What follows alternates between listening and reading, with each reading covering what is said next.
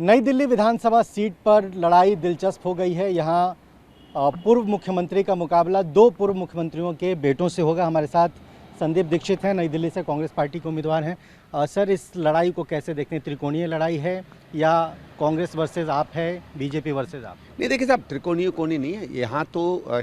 एक लोगों में अपने विधायक को लेकर बहुत निराशा है और आम आदमी पार्टी का अधिकांश वोटर शीला जी को याद कर रहा है, कांग्रेस को याद कर रहा है, वो हमारी तरफ आकर्षित हो रहा है। बीजेपी का भी बहुत सा वोटर है जिसने 10 साल विकास नहीं देखा है, वो बीजेपी से भी निराश है। वो जानता है कि उसने दिल्ली में क्या किया, क्या नहीं किया, एमसीडी में क्या सत्यानाश हुआ।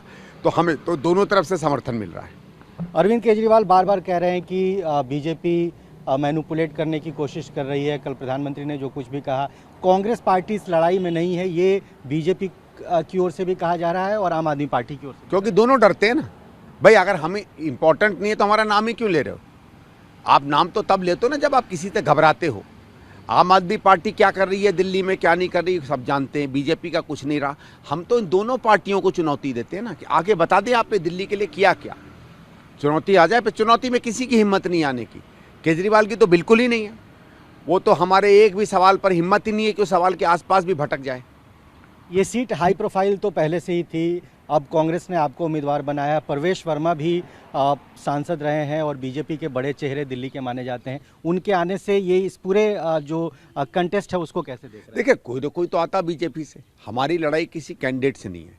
हमारी लड़ाई है यहाँ के लोगों का दिल जीतना, उनको भरोसा देना कि जो 10 साल वो बिल्कुल लावारिस सी घूमते रही नई दिल्ली की जनता, उन्हें सही में एक ऐसा विधायक मिलेगा जो काम करेगा। एक ऐसा विधायक मिलेगा जिसके पीछे कांग्रेस की विरासत है, दिल्ली में काम करने का हम लोगों में क्षमता है, ध्येय है।